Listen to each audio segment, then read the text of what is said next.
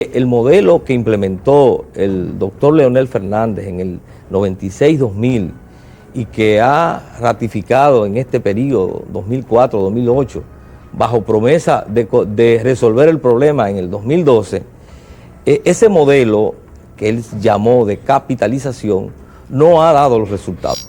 Yo no creo en el borrón y cuenta nueva. Eso ha hundido a este país desde la fundación de la República. En el caso del doctor Balaguer, siempre he dicho lo siguiente: nosotros participamos en una investigación por un crimen de Estado. Acompáñanos en Memorias del Voto, un viaje por la democracia dominicana. Las propuestas de los candidatos. Voto 2008.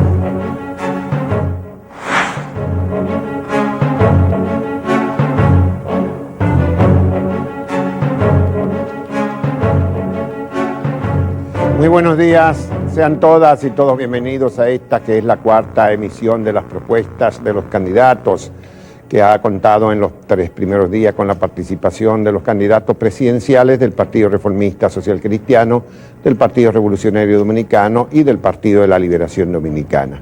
Les recordamos que estas emisiones están siendo transmitidas en vivo, directo, simultáneamente por Teleantillas, Canal 2, Telesistema Dominicano, Canal 11 y Coral, Canal 39. También que se reproducen a las 6:30 de la tarde y a las 10:30 de la noche por Coral 39. Muchas gracias por la compañía de esta mañana, cuando vamos a tener la comparecencia del candidato presidencial del Movimiento Independencia, Unidad y Cambio, MIUCA, el doctor Guillermo Moreno.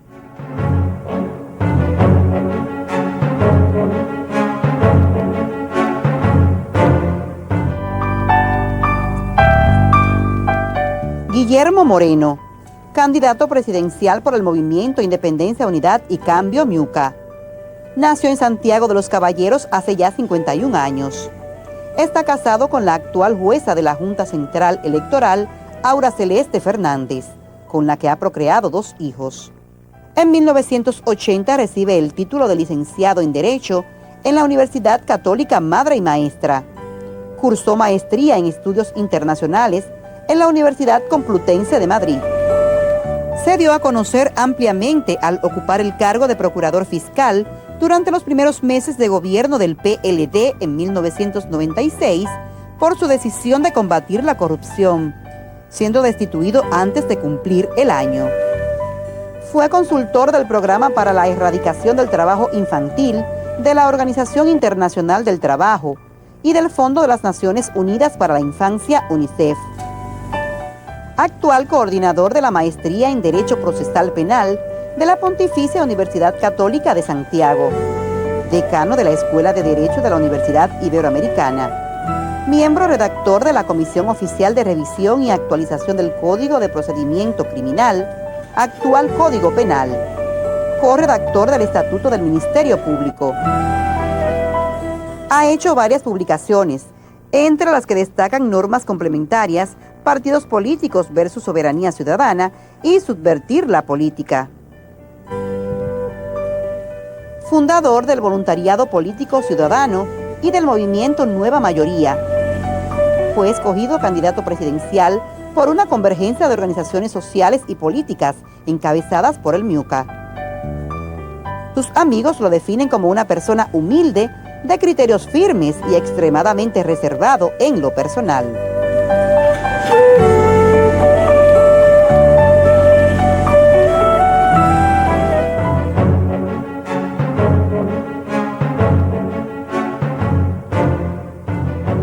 El panel de esta mañana estará constituido por Luis Eduardo Lora Huichi, quien es el productor del telediario de Telesistema Dominicano El Día, también por Nelson Marrero, subdirector del periódico Hoy, por Ramón Núñez, director de prensa de Telesistema Dominicano, Canal 11, por José Monegro, subdirector del diario El Día, por Ana Mitila Lora del staff de 1+1 Teleantillas y por don Radamés Gómez Pepín, el director del Nacional.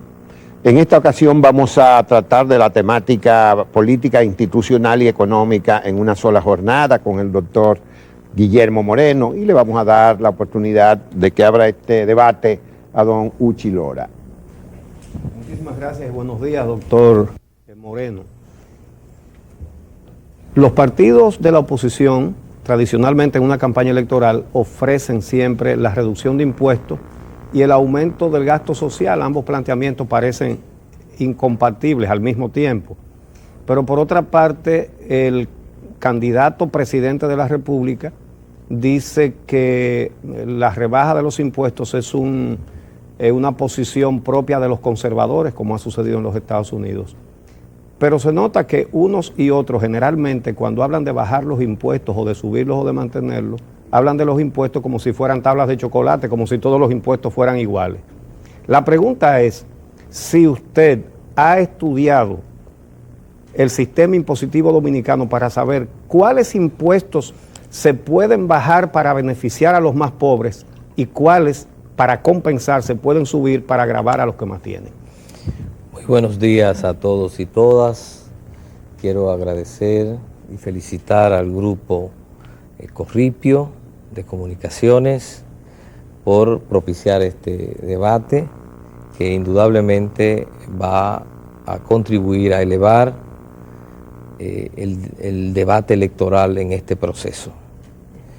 Ciertamente nosotros creemos que en la República Dominicana es necesario producir una reducción de impuestos, pero sobre todo lo más importante es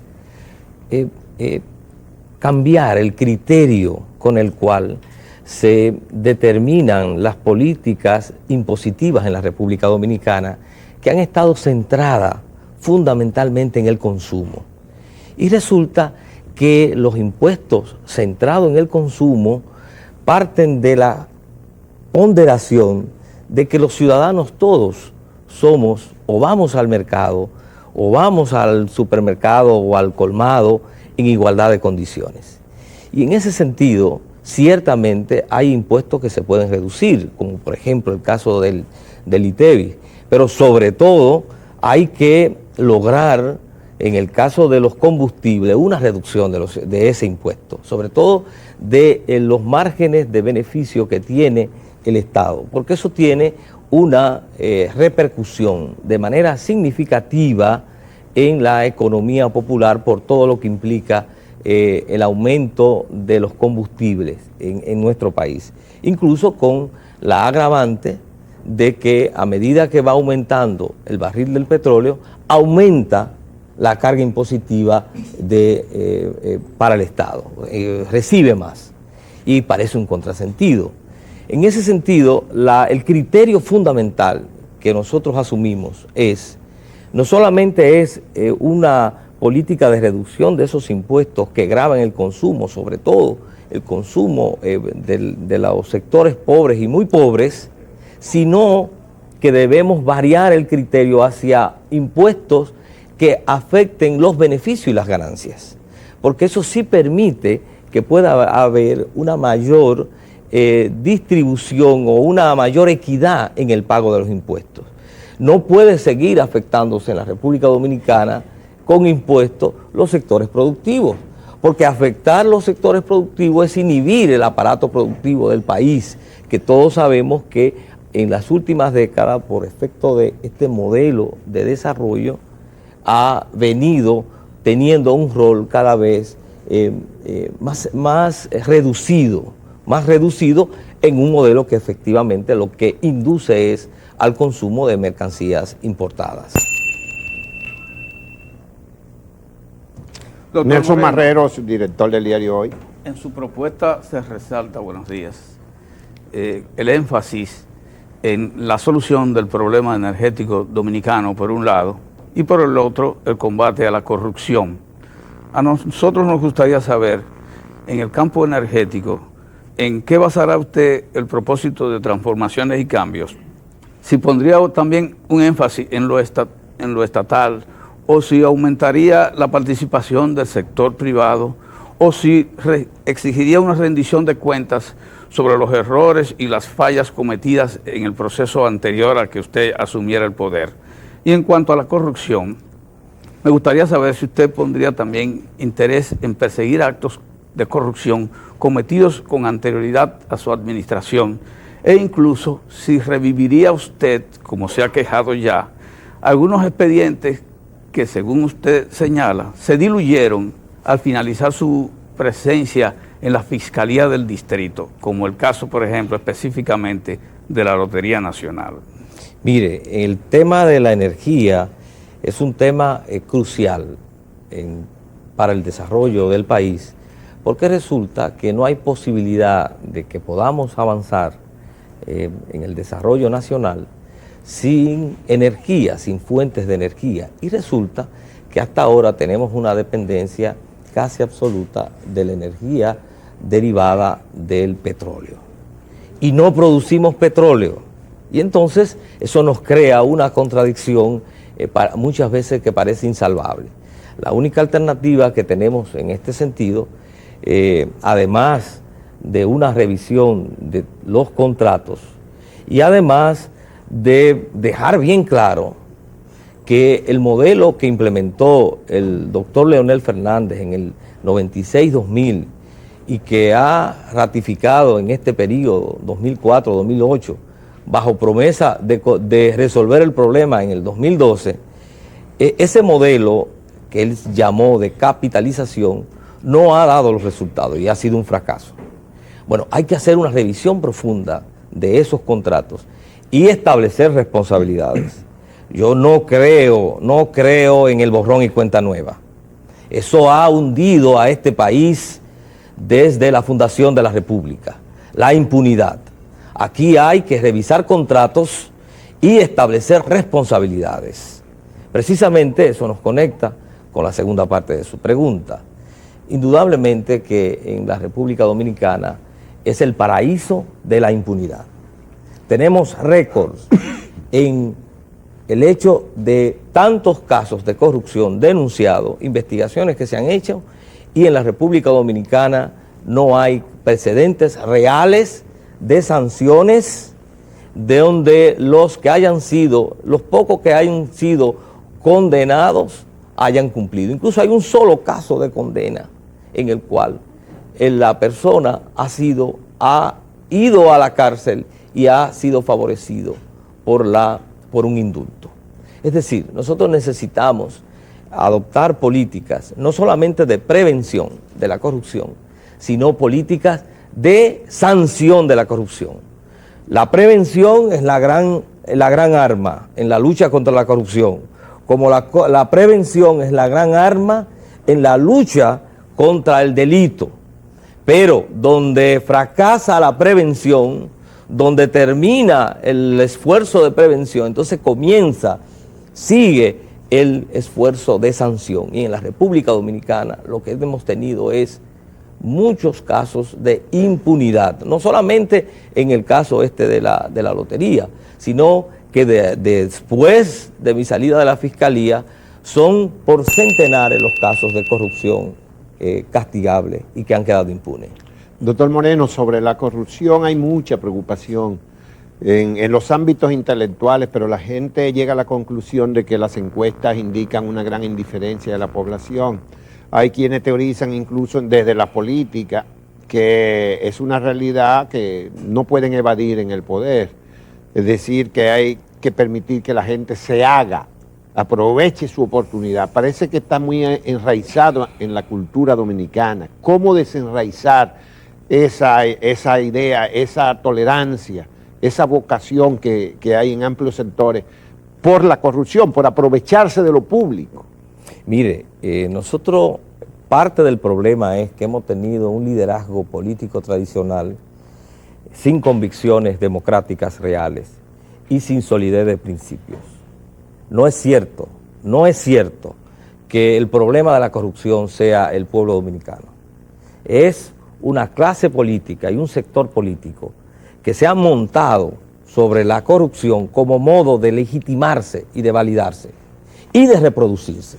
Lo que estamos viendo en este momento, por ejemplo, con el uso de las nominillas y con el uso de los recursos públicos para apuntalar un proceso y un proyecto reeleccionista es una muestra evidente de renuncia a principios, precisamente de un candidato, de un presidente y de un partido que formó y sentó escuela en la lucha contra la corrupción.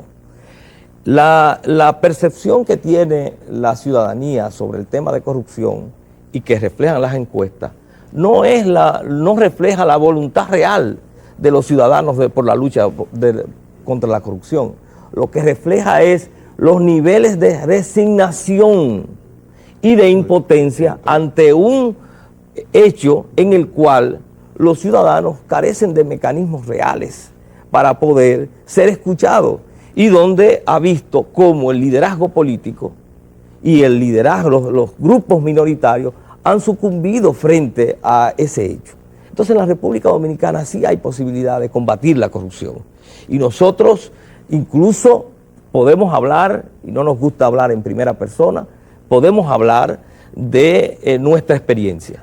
Nosotros dirigimos en la Fiscalía del Distrito expedientes de lucha contra la corrupción en los cuales, en esos expedientes, nosotros lo hacíamos sin tener la Procuraduría Fiscal recursos, con la oposición del presidente y del Palacio Nacional, que quería favorecer la impunidad.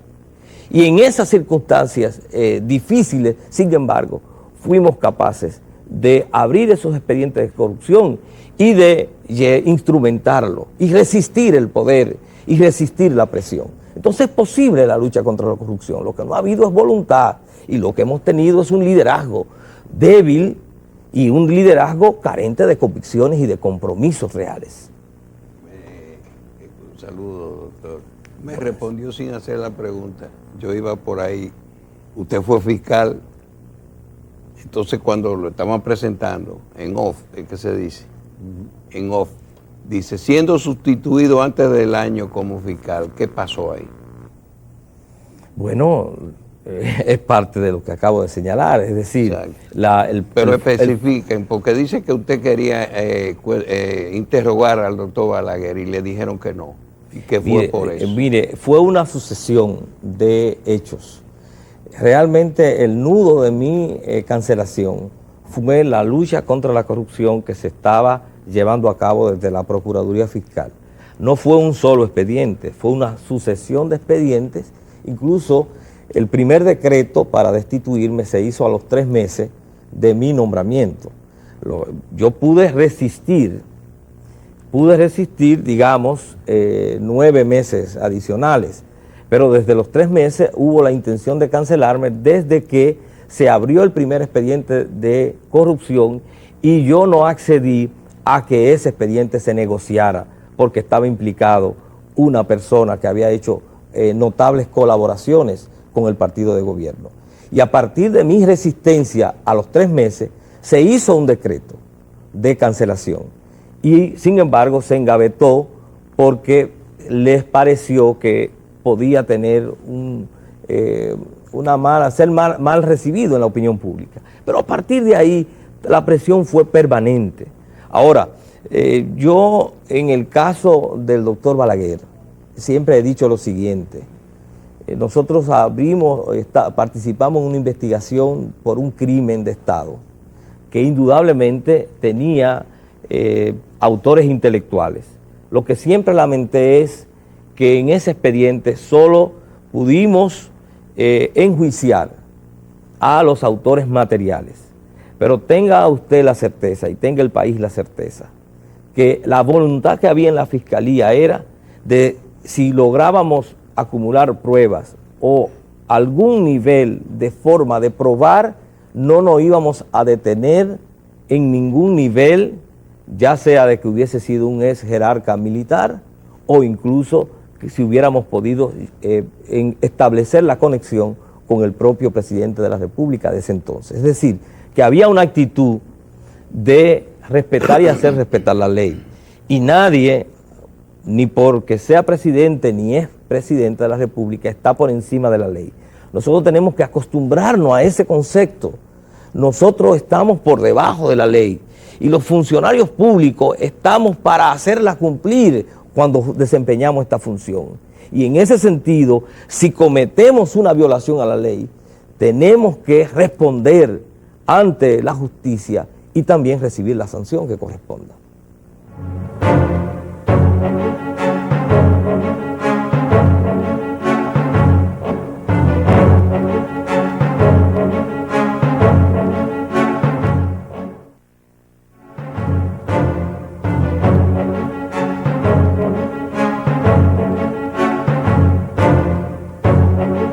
Vamos a darle la oportunidad a don Ramón Núñez Ramírez, director de prensa de Telesistema Dominicano Canal 11. Buenos días, doctor Guillermo Moreno. Yo lo quiero llevar al área de la economía. Hace 4 años el país estaba atravesando la peor crisis de la época reciente en la República Dominicana. Pésimas políticas económicas, un torpe, ilegal salvataje de bancos que quebraron fraudulentamente. El país recuperó la estabilidad, eso ha sido elogiado por organismos internacionales. Nosotros quisiéramos conocer cuál sería la política económica de un gobierno de Guillermo Moreno que garantice la estabilidad y el crecimiento y, por supuesto, de qué manera, en 3 minutos yo sé que no es fácil, usted aplicará políticas sociales que permitan distribuir los frutos del crecimiento. Mire, nosotros tenemos un mal de fondo cuando hablamos de política económica, porque en la República Dominicana se ha estado confundiendo política económica con política monetaria. Y muchas veces lo que hablamos de estabilidad macroeconómica, lo que estamos hablando es de la estabilidad de la moneda. Entonces, nosotros tenemos un concepto de política económica en un sentido integral, no solamente política monetaria restringido a eso. Incluso, por eso hemos planteado y sostenemos que hay que hacer una gran reforma en la Junta Monetaria. No es posible una Junta Monetaria solo dominada por el sector financiero. Necesitamos una Junta Monetaria integrada y que sea representativo de todos los sectores productivos del país, porque eso es lo que podría convertir a la Junta Monetaria en un órgano de definición de política económica. Para nosotros el centro de la política económica tiene que ser apuntalar la producción nacional como base para el desarrollo integral y sustentable. Nosotros tenemos que cambiar este modelo y lo planteamos con toda claridad. Un modelo que está focalizado hacia el consumo de bienes importados y sostenido como fuente para ese consumo en moneda extranjera muy vulnerable como fuente. Y lo hemos visto, la crisis económica norteamericana y todo lo que pueda afectar a las remesas, todo el tema de zona franca, todo el tema de turismo, que todas son variables vulnerables para sostener los niveles de consumo de bienes importados. En un país donde apenas el 6% de las cuentas de los bancos se dedica al sector productivo, donde es más fácil encontrar un préstamo para comprar un vehículo y no para impulsar una pequeña o mediana empresa o gran empresa, de lo que fuera. Entonces, lo primero que tenemos que apuntalar es esto: cómo definir una política económica de cara a la producción nacional. Y de hablar de la producción nacional, en nuestro caso, es muy claro. Es, por un lado, impulsar la producción agropecuaria. Nosotros tenemos millones de tareas ociosas en el país que tenemos que incorporar. Tenemos que ser capaces de integrar el turismo con todo ese mecanismo de producción y además hacerlo más integral. Y tenemos que apoyar de manera decidida a la pequeña y mediana y a la microempresa, que son las generadoras de empleo más sostenidas. Incluso el 76% del empleo fijo de la República Dominicana provienen de la micro, pequeña y mediana empresa. Y necesitamos entonces apoyar ese sector productivo de manera sostenida. Doctor, a nivel mundial ya hay un consenso de que la época de los combustibles fósiles baratos ya forma parte de una de las páginas de la historia contemporánea. y que no volverá. En lo que sí hay una discusión es en cómo enfrentar eso. Hay quienes se inclinan por la producción de combustible, biocombustible, y otros plantean que esa solución pues encarece las materias primas y los alimentos. Y está la otra parte que dice que el no hacerlo con maíz, trigo, soya, esa cosa, pues encarece entonces mucho más los derivados del petróleo, que afectaría entonces los precios de la producción. O sea, como quiera, hay un impacto en el precio final con el que tendríamos recibiendo los alimentos. Ante esa disyuntiva y esas todavía no ponerse de acuerdo en cuál sería la mejor forma de enfrentar este problema del precio de los combustibles a nivel mundial, me gustaría saber cómo usted lo ha enfocado y cómo usted entiende que debe enfrentarse este problema, que es una realidad, la no vuelta atrás de precios baratos de los combustibles derivados del petróleo.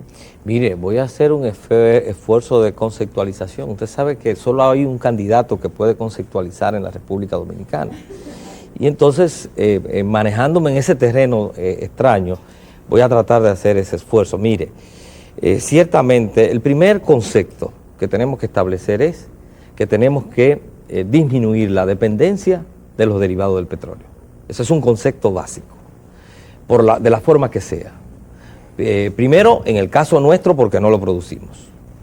Segundo, porque además cada vez es más escaso. Y mantener una dependencia cuando sabemos que es un bien escaso, entonces resulta que estamos no previendo el futuro. Entonces, tenemos que buscar formas alternativas. Una de esas formas alternativas no solamente está la posibilidad del etanol, pero tiene el problema del encarecimiento de los alimentos. Nosotros, por ejemplo, en la República Dominicana, conozco proyectos en los cuales se ha impulsado la producción, por ejemplo, de higuereta, que tiene la ventaja, en los lugares donde existe, tiene la ventaja de que esos proyectos se dan en tierra árida, que no necesitan de irrigación, como es el caso de zonas del sur y de la línea noroeste. Y entonces podríamos, a través de la producción de higuereta, que podría darse, por ejemplo, 1 millón de tareas está establecido en estudios que se han hecho en el ISA de Santiago y en otros estudios, 1 millón de higuereta podría dar hasta 22.000 galones de combustible. Además de que la higuereta tiene otras ventajas, es de ahí que se saca el aceite ricino, con el que nos daban purgantes a todos desde muy temprana edad, y tiene también ese uso. E incluso se hace nylon del aceite de higuereta. Y eso tiene evidentemente la producción, no solamente que implica reactivar esas áreas y hacerlas productivas, sino que también puede contribuir a mejorar la producción de combustible de origen no fósil, y además de eso el impacto que tiene en el empleo en una zona tan deprimida como el sur, como también en la línea noroeste. Es decir, lo importante es tener claro el concepto de que tenemos que encontrar formas alternativas. Nosotros tenemos otras ventajas, y el sol.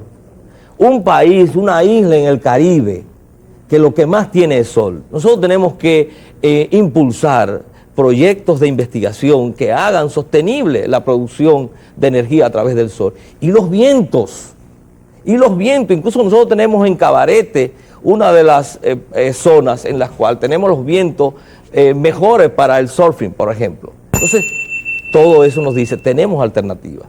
Lo que ha faltado es la voluntad para explorar esas otras alternativas y hacer las inversiones del lugar. Manuel Poole es un profesional, coordinador de Ingeniería Mecánica del Instituto Tecnológico de Santo Domingo, INTEC, y él quiere formularle una pregunta al doctor Guillermo Moreno. Adelante, Poole. La pregunta que yo tendría para mi amigo Guillermo Moreno es si él considera que la educación realmente es un recurso importante para la eliminación de la pobreza, o para, como yo le llamaría, para lograr la nivelación social. Esa sería mi primera pregunta. Y si en caso de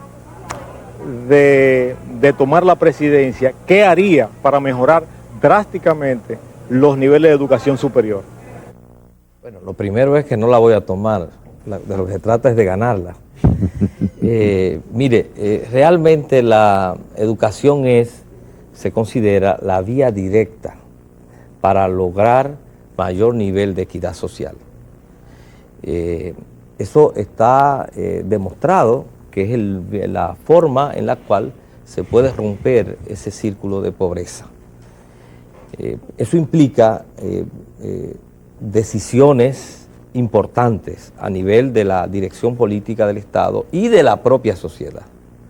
Por ejemplo, para nosotros no tiene explicación que haya quienes puedan justificar, como este gobierno, que no hay posibilidad de invertir el 4% que establece la ley como mínimo, cuando el promedio en la región es que se invierte en educación el 6%, y hay países que invierten por encima del 10% de su Producto Bruto Interno.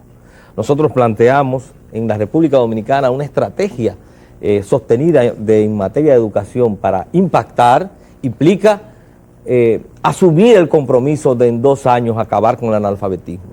No es posible que en el siglo XXI en la República Dominicana haya 1.300.000 hombres y mujeres que no puedan escribir ni leer su nombre y apellidos. Pero además no es posible que haya más de un 50% de analfabetos funcionales en la República Dominicana. Necesitamos desarrollar no solamente programas contra el analfabetismo absoluto, sino también programas para incorporar esos analfabetos funcionales a otros niveles. Nosotros decimos, hay que llevar la educación pública a nivel nacional desde los 3 años, porque los pobres y muy pobres en la República Dominicana, la discriminación empieza porque mientras nosotros, los que podemos, la clase media, enviamos a nuestros hijos desde los 3 años a la escuela, lo cual es muy bueno, sin embargo, el pobre y muy pobre es a los 5, 6 y 7 años, y ahí empieza una brecha de discriminación que se va a proyectar durante toda la vida y se va a agrandar. Tenemos además que ampliar la tanda escolar, no es posible, hay que ampliarla hasta las 4 de la tarde. En la República Dominicana las investigaciones demuestran que en un 80% solo se dan 2.5 y 3 horas diarias de clase. Nosotros planteamos que hay que ampliar eso.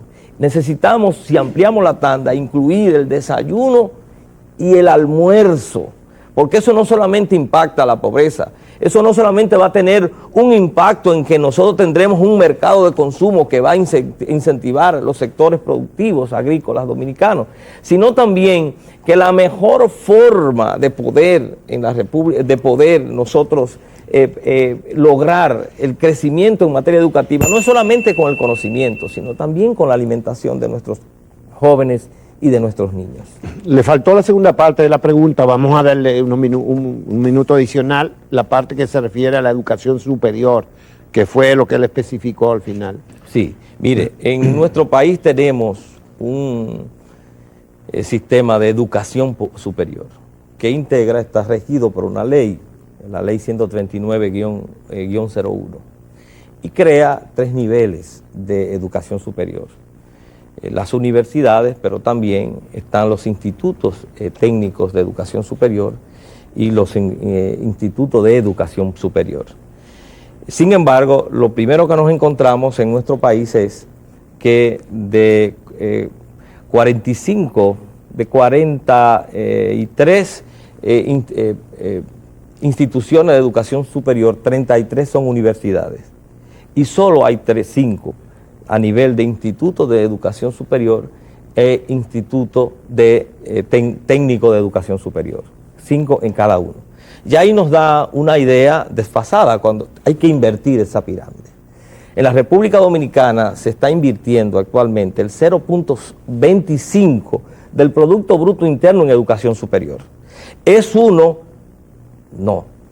el más bajo de América Latina en la región que tenemos, 0.25 en educación superior. No es posible así nosotros poder plantear poder tener los técnicos, los profesionales que requiere una visión del desarrollo del país. Entonces, no es posible tampoco tener los cuadros técnicos que van también a impactar en el sistema educativo con esa baja inversión.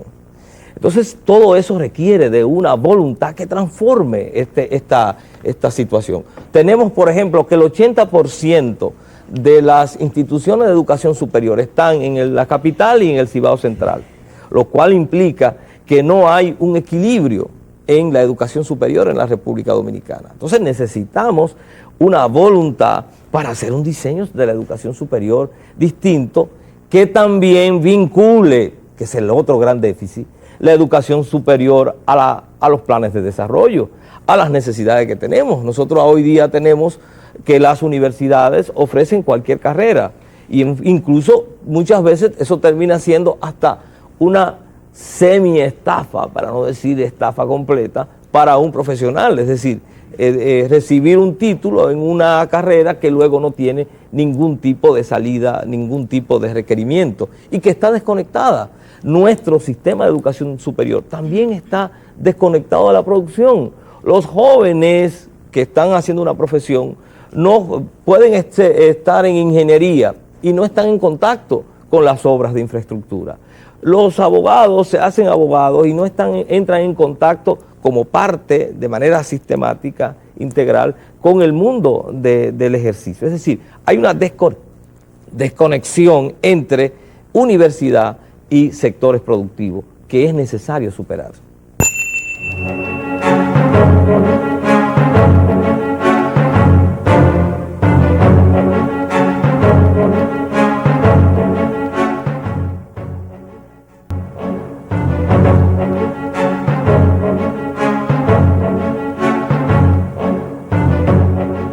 Queremos recordarles que estas transmisiones de las propuestas de los candidatos se hacen simultáneamente por Teleantillas Canal 2, Telesistema Dominicano Canal 11 y Coral 39, y también a través de la radio. Es muy importante para los que tienen que salir a la calle ahora, que pueden seguir el transcurso de este programa a través de los 830 kilociclos AM, que es HIJB, o en 95.7 MHz FM, que es la nota diferente.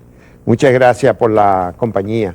Vamos a decir que el doctor Guillermo Moreno está acompañado aquí de un grupo de dirigentes del MIUCA y de su candidata vicepresidencial, que es Ana Teresa Cabrera. La doctora Ana Teresa Cabrera, justamente una especialista en educación, que es presidenta de la Asociación Dominicana de Profesores. ¿Qué decía el doctor? Que es María Teresa. María Teresa Cabrera. Un nombre muy dulce. María Teresa Cabrera, perdón.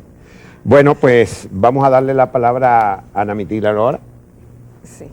Buen día, doctor.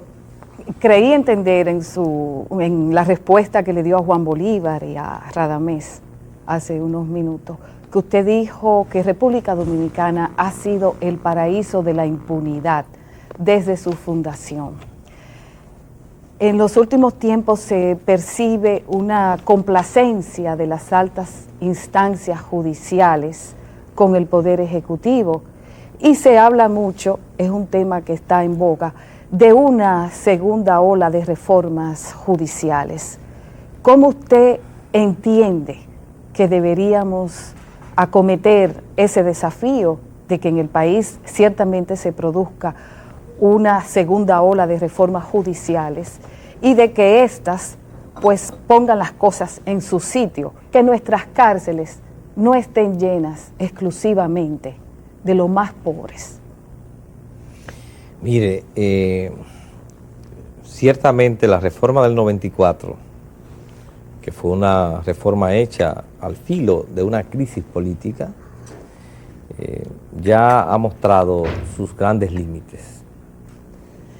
Nosotros necesitamos variar la composición del Consejo Nacional de la Magistratura, porque resulta que hemos descubierto al cabo de unos años que ese Consejo Nacional de la Magistratura está dominado por los partidos políticos y que estos son capaces de ponerse de acuerdo, como lo hacen. Y resulta que hoy día tenemos una Suprema Corte de Justicia, lo quiero subrayar, porque me gusta hablar claro, parcelada políticamente. Y nosotros necesitamos un poder judicial independiente y que en esa virtud sea creíble. Y que no tenga, para poder sobrevivir esos jueces, que estar en ese juego político de un poco jugando, como decíamos, jugando muchachos a las escondidas, que unas veces sale y que otras veces se esconden. Y entonces, para poder mantener los cargos, hay que hacer una reforma profunda en la composición del Consejo Nacional de la Magistratura que evite ese control que tienen hoy día los partidos políticos y sobre todo los partidos políticos que controlan el Congreso y el Ejecutivo. Pero no solamente hay que hacer una reforma en el Consejo Nacional de la Magistratura, hay que también despartidarizar el Ministerio Público. Si no logramos un Ministerio Público no solo independiente funcionalmente, sino despartidarizado, formado por hombres y por miembros, sobre todo capacitado en la investigación y con la suficiente independencia para poder investigar y perseguir el delito y los crímenes de corrupción, entonces no obtendremos la posibilidad de tener sanción. Pero de lo que más se requiere es de que haya a nivel del Estado una voluntad política que apuntale todas esas reformas. Nosotros hemos dicho, por ejemplo, que en la República Dominicana un gobierno tiene que empezar por abrir una investigación del patrimonio de los que han desempeñado funciones públicas en los últimos 10 años en función de su declaración jurada. Y vamos a hacer, y hay que hacer esa investigación. Y he dicho más, en el caso particular mío, yo he dicho, el primer expediente tendría que ser, de ser presidente, tiene que ser el del presidente de la República. Porque aquí hay que predicar con el ejemplo. Si el presidente de la República, si fuera presidente de la República y no puedo justificar un centavo de mi patrimonio, no merezco esa función, ni representar al resto de los dominicanos. Es con ese nivel de voluntad, de decisión, de firmeza, de principio, cómo se va a poder combatir ese flagelo. Sí, perdón, doctor, pero ¿cómo entiende que sería la conformación del Consejo Nacional de la Magistratura? Antes teníamos al Senado y después apelamos a ese mecanismo. Sí, de lo que se trata, pero ¿cómo se variaría entonces la composición? De lo que se trata es de ampliar su composición.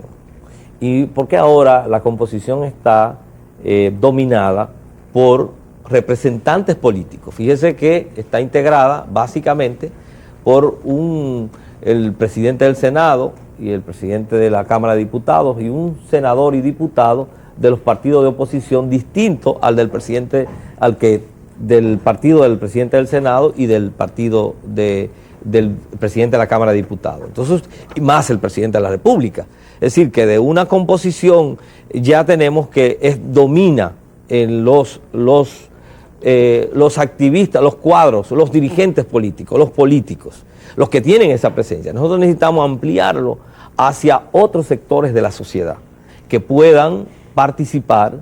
Están las universidades, están los gremios que pueden participar y otros sectores, las iglesias, porque esta es una sociedad que no se reduce a ese grupo de políticos tradicionales. Esta es una sociedad que tiene muchas instancias y sectores que pueden ser representativos y que pueden entonces darnos una composición de ese Consejo Nacional de la Magistratura con mayor amplitud, con mayores sectores presentes allí, que permita que un solo sector no pueda dominarla y que entonces obligue a que la elección de los jueces, sobre todo la Suprema Corte de Justicia, tenga mayores garantías de independencia. Porque ahora, ¿cuál es la gran amenaza que pesa sobre los jueces de la Suprema Corte de Justicia? Que en cualquier momento el Poder Ejecutivo puede convocarlo y tiene la posibilidad de destituirlo, porque tiene mayoría en el Consejo Nacional de la Magistratura. Entonces es un Poder Judicial que está, y una Suprema Corte de Justicia sobre la cual pende una espada, y eso se constituye en un mecanismo de presión. Por eso digo, es una Suprema Corte de Justicia parcelada y condicionada políticamente, Y eso no es un poder independiente ni autónomo que pueda hacer cumplir la ley y que pueda a la vez establecer las sanciones. Esos son de los límites que tiene el Poder Judicial para poder aplicar sanciones en materia de corrupción. Parece una redundancia, pero no, porque puede ayudar a que usted precise algunas cosas. La ex rectora del INTET, Altagracia López, insiste sobre hablar sobre la corrupción. Vamos a ver si ella le ayuda a especificar medidas concretas. ¿Cómo que dice la doctora? Va fundamentalmente a uno de los grandes flagelos que sacuden la sociedad dominicana, que es la corrupción. ¿Cuáles son sus propuestas concretas que se traduzcan en acciones y en resultados para eliminar la corrupción y fundamentalmente la corrupción que viene desde la justicia? Mire, lo primero, he insistido que hay que desarrollar planes de prevención, que tiene mucho que ver con mecanismos que debe haber en el Estado concreto para obligar a la transparencia y la rendición de cuentas. He insistido que la prevención es la gran arma de lucha contra la corrupción, porque en definitiva la corrupción que se produce, aún la sancionemos, bueno, ya se produjo, ya produjo el daño. Y muchas veces, después que produce el daño, es difícil recuperar, aún obtengamos la sanción. En ese sentido, tenemos que diseñar una política y una estrategia muy concreta de fiscalización del gasto público. Eso tiene que ser acompañado con políticas de austeridad, con limitaciones en el uso de los recursos públicos y, como decía, de rendición de cuentas. Nosotros hemos planteado también que para fines de la investigación y de la persecución de la corrupción, somos partidarios de una Procuraduría General de Investigación y Persecución de la Corrupción, que sea autónoma, que no sea su titular nombrado por el Poder Ejecutivo, sino que sea nombrado en el Consejo Nacional de la Magistratura. En ese Consejo Nacional de la Magistratura reformado que estamos planteando. Eso nos permitiría a nosotros que no suceda lo que pasa hoy con el Departamento de Prevención de la Corrupción, que es un adjunto del Procurador General de la República. Y el Procurador General de la República es un funcionario, un ministro del Poder Ejecutivo. ¿Qué posibilidades hay de que pueda controlar y que se pueda controlar la corrupción? Entonces, una Procuraduría General de Investigación y Persecución de la Corrupción, con sus propios departamentos, sus propios mecanismos de investigación. La corrupción en el Estado es muy compleja, porque implica, no es la investigación tradicional, implica de cuerpos de auditores especializados en poder darle seguimiento a las formas que se la ingenian para esconder los patrimonios o el robo público, o ejercer el soborno o el tráfico de influencia. Pero si logramos una Procuraduría General de la República de autónoma para la investigación, eso tendría un gran impacto. Ahora, todo esto tiene que darse en un contexto donde el liderazgo político y la primera figura del Estado tenga un compromiso real en la lucha contra la corrupción, tenga honestidad personal, tenga principios, porque no es posible que pueda combatirse la corrupción si desde la primera magistratura entonces no hay esa honestidad, ni esa convicción, ni esa voluntad de perseguir la corrupción. Doctor, yo que hoy por primera vez lo saludo a usted personalmente, tengo la impresión que en la política militante usted es un gran dichoso, porque usted comienza como candidato a la presidencia. Tengo la impresión de que usted no ha guayado la yuca en Gualey, ni en Capotillo, ni en La Joya, ni en Baracoa de Santiago. ¿Cómo se produce su candidatura? Bueno, yo he dicho varias veces que fui presa de mi propio discurso. Y eso quiere decir que durante varios años he estado haciendo un tipo de militancia ciudadana en torno a los derechos, las libertades, la crítica a la corrupción, y en ese trajín se plantea en algún momento, me doy cuenta, que en un país donde no hay instituciones sólidas, las posibilidades de influir desde la sociedad civil o desde la sociedad o desde la opinión pública para cambiar conductas son muy limitadas. Y que en ese sentido, en un país donde podemos hablar, pero nadie nos escucha, don Radamés, podemos exigir, pero nadie nos responde, en un país así, entonces yo personalmente llego a la convicción que no es suficiente la militancia ciudadana, el cumplir con mis deberes ciudadanos, que tenemos que dar otro paso. Y ese paso es entonces plantearnos el cambio político. Y es entonces planteando esto de que había que dar ese paso, entonces, como pasa muchas veces al que está proponiendo una idea, que lo responsabilizan de la idea, entonces alguien me ha propuesto a mí como candidato. Yo lo asumo asumiendo y estando consciente de mis grandes limitaciones. Yo soy un ciudadano como otro más, que solo puede estar hoy aquí por ser apuntalado por tanta gente, tanta experiencia acumulada, que me ayudan en estas tareas, que yo solo no podría hacer ni mínimamente. Se conjugan muchas capacidades y me apuntalan y me ayudan, y asumo esto como eso, como parte de mis deberes y de mis responsabilidades ciudadanas, en un país y en un momento donde todos los días millones de dominicanos nos vamos al muro de lamento a decir lo mal que están las cosas, y donde tenemos que dar otro paso, dar un paso al frente y asumir responsabilidades reales. Para estar aquí sentado esto implica no solo sacrificios personales, sino sacrificios familiares. Bueno, pero de eso se trata. O realmente estamos convencidos que esto debe cambiar, que este estado de cosas no puede continuar, o realmente nos embargamos en el pesimismo y en el diletantismo, y no se trata de eso. Entonces, de lo que se trata es que he, tratado de ser coherente con los mismos planteamientos que he venido sosteniendo posiblemente durante toda mi vida. Gracias.